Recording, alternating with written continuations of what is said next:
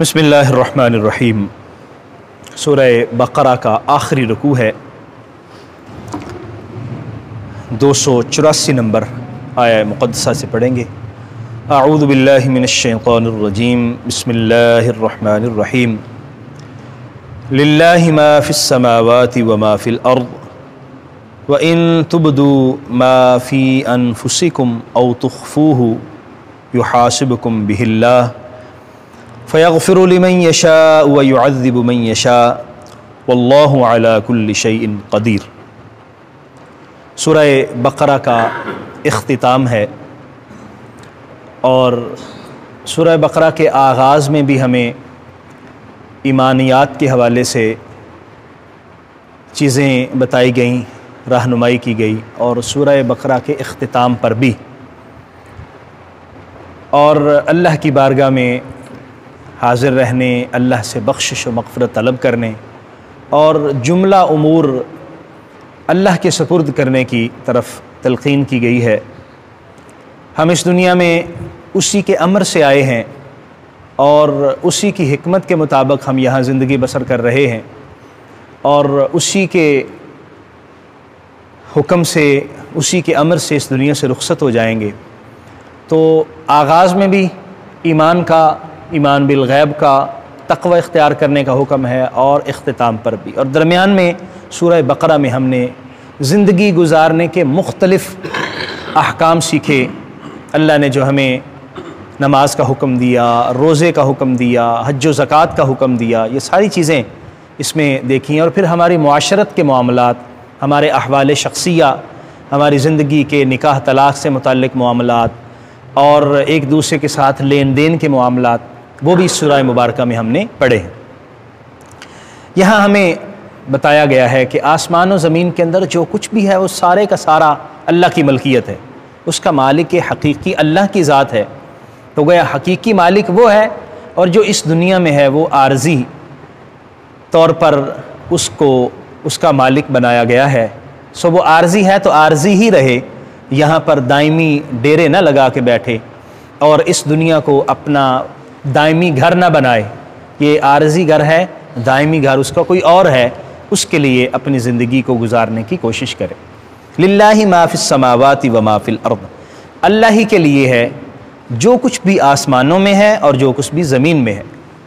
یعنی آسمان و زمین کا مطلب کیا ہے؟ کائنات کی ہر چیز اسی مالک کی ہے، اسی نے پیدا کیا، اسی نے تخلیق کی ہے، اور وہی چلا رہا ہے، وہی اس کا نظام سنبھال رہا ہے، اسی کے حکم کے مطابق ہر چیز چل رہی ہے۔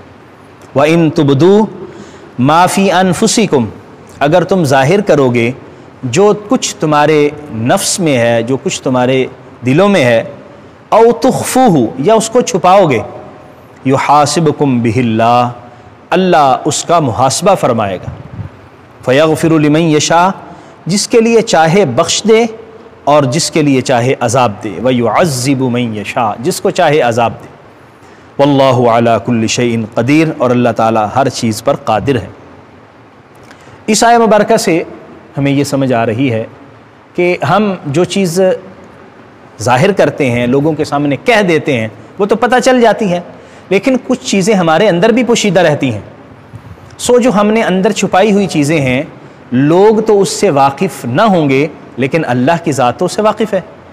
سو کیا جو ہم نے چیز چھپائی ہے وہ ایسی ہے کہ ہم اندر ہی اندر اس کو پالتے رہیں اور اس کو چھپاتے رہیں؟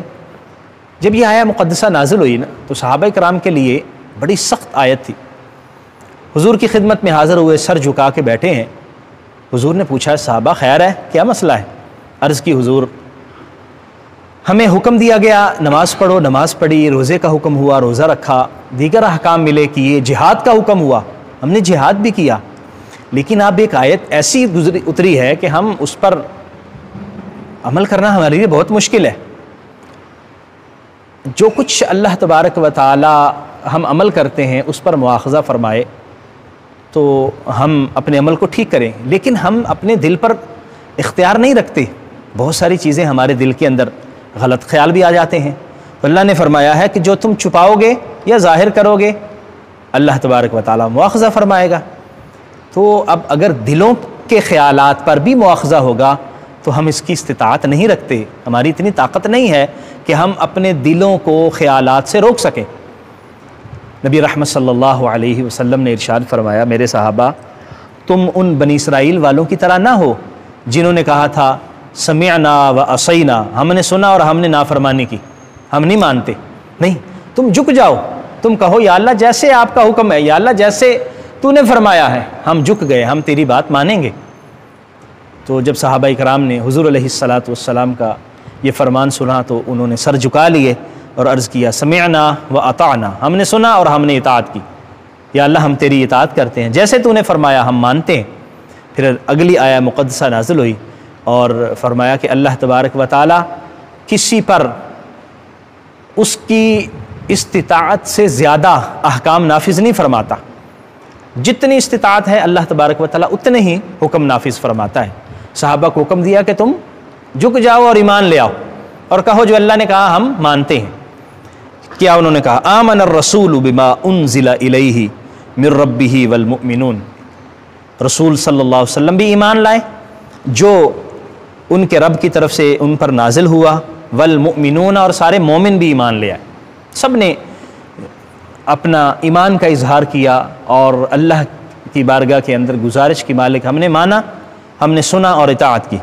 کل آمن باللہ وملائکتہ وکتبہ ورسلہ، اور سب نے ایمان قبول کیا، سب ایمان لے آئے اللہ پر، اللہ کے فرشتوں پر، اللہ کی کتابوں پر، اللہ کے رسولوں پر۔ لا نفرق بین احد من رسلہ، اور انہوں نے کہا کہ ہم رسولوں کے درمیان کوئی تفریق نہیں کرتے، کسی رسول کے درمیان یہ نہیں کہتے کہ چونکہ نبی کریم صلی اللہ علیہ وسلم ہمارے نبی ہیں ہم ان کو تو مانتے ہیں، لیکن موسیٰ علیہ السلام ہمارے نبی نہیں ہیں ہم انہیں نہیں مانتے، حضرت عیسیٰ ہمارے نبی نہیں ہیں ہم انہیں نہیں مانتے۔ نہ، ایمان والوں نے جب اللہ کا حکم سنا کہ سارے رسولوں پر اور سارے نبیوں پر ایمان لانا ہے تو ان سب نے جھک کے کہا کہ ہم سب پر ایمان لاتے ہیں۔ ہم ان لوگوں کی طرح نہیں ہیں کہ جو کہتے ہیں کہ چونکہ بنی اسرائیل میں نبی نہیں آیا تو ہم بنو اسماعیل کا نبی کیوں مانیں، نبی رحمت صلی اللہ علیہ وسلم کو ماننے سے انکار کر دیا، اور کئی لوگوں نے کہا کہ فلاں فلاں قوم کا نبی ہے ہم ان کو نہیں مانتے۔ نہیں، ہم سارے نبیوں پر ایمان لاتے ہیں اور سارے نبیوں کو اللہ کا نبی مانتے ہیں اور ان کے نبی اور رسول ہونے کا قطعاً انکار نہیں کرتے، کوئی فرق نہیں رکھتے، سب کو کہتے ہیں کہ وہ اللہ کے رسول ہیں۔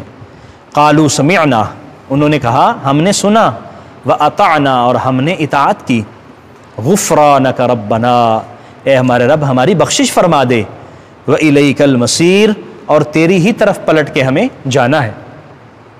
تو گویا ایمان والوں کو جو حکم ہے وہ یہ ہے کہ وہ جھکنے والے بنے اور اطاعت کرنے والے بنے، اور جب آدمی جھک جاتا ہے اطاعت کرتا ہے اللہ کریم پھر اپنا خاص فضل اور کرم بھی فرماتا ہے۔ تو ان آیات مقدسہ میں ہمیں جو ارشاد فرمایا گیا وہ یہ ہے کہ ہم اپنے خیالات کو بھی پاک رکھیں اور اللہ کریم جل مجدہ پر ایمان کو کامل کریں، جن چیزوں پر ایمان لانے کا حکم دیا گیا ہے ان پر ایمان لے کے آئیں، اللہ پر ایمان، اللہ کے فرشتوں پر، اللہ کی کتابوں پر، اللہ کے نبیوں پر، یوم آخرت پر۔ یہی ایمان ہمیں سورہ بقرہ کے آغاز میں سکھایا گیا تھا، یؤمنون بالغیب، وہ غیب پر ایمان لاتے ہیں، اور جو اللہ نے نازل کیا ان پر ایمان لاتے ہیں، اور جو آخرت پر ایمان لاتے ہیں، یہ ساری چیزیں ہمیں بتائی گئی۔ یہاں پر جو دل کے اندر خیالات کا پیدا ہونا ہے اس کے حوالے سے جو فرمایا گیا ہے کہ اللہ اس کا مواخذہ فرمائے گا، تو اس کے حوالے سے بات یہ ہے کہ جو عام ویسے وسوسہ انسان کے دل میں آتا ہے اللہ تعالیٰ اس پر مواخذہ نہیں فرمائے گا، اور تھوڑا سا انسان کے ذہن میں گناہ کرنے کا خیال بھی پیدا ہوتا ہے، اللہ اس پر بھی مواخذہ نہیں فرمائے گا۔ لیکن ایک چیز انسان کے ذہن میں آتی ہے، عزم مصمم اس کو کہتے ہیں، پختہ ارادہ۔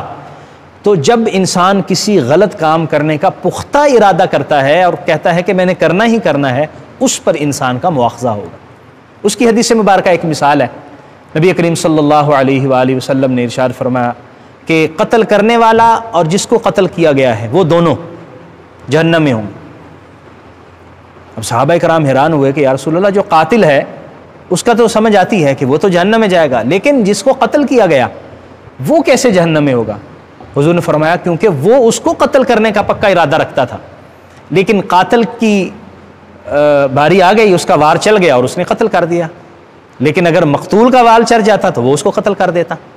اس کا مطلب یہ ہوا کہ ہم کسی بھی گناہ کا اگر ایسا پکا ارادہ کر لیں کہ ہم نے وہ کرنا ہی کرنا ہے تو اس پر پھر مواخذہ ہوگا۔ لیکن اللہ تعالیٰ نے ہمارے لیے بڑی کرم نوازی فرمائی ہے، ہم نے دل میں پکا ارادہ کیا کہ یہ گناہ کرنا ہے، لیکن کرنے سے پہلے ہم نے توبہ کر لی، یا اللہ نہیں کروں گا، اور رک گئے اور وہ گناہ نہ کیا، تو گناہ نہ کرنے پر بھی اللہ کریم اجر عطا فرمائے گا۔ یعنی وہ پختہ ارادہ جو ہمارا تھا وہ ہم نے ترک کر دیا کہ نہیں اب نہیں کروں گا، چھوڑ دیا، تو اللہ کریم اس پر بھی اجر عطا فرمائے گا کہ اس نے گناہ کو ترک کر دیا ہے۔ جب ہم نیکی کر لیتے ہیں نا تو نیکی کرنے کا اللہ کریم ثواب عطا فرماتا ہے، نیکی کی نیت کی تو اجر مل گیا، اور اگر نیکی کر لی تو اللہ کریم 10 گنا اجر عطا فرماتا ہے۔ اسی طرح اگر گناہ کرنے کا پختہ ارادہ کر لیا اور گناہ کر لیا تو اس پر تو گناہ ہوگا، لیکن پختہ ارادہ کرنے کے بعد انسان نے توبہ کر لی کہ نہیں کروں گا، تو اللہ کریم اس پر کرم فرمائے گا اور گناہ نہ کرنے پر بھی اجر عطا فرمائے گا۔ وہ کریم ہے، وہ رحیم ہے، اسی کی بارگاہ میں ہمیں جھکنا چاہیے، اسی سے دعائیں اور استغفار کرنا چاہیے، ہمیشہ وہ کرم فرماتا ہے۔ اللہ کریم ہم سب پر رحم فرمائے، آمین۔ وآخر دعوایا ان الحمد للہ رب العالمین۔ بسم اللہ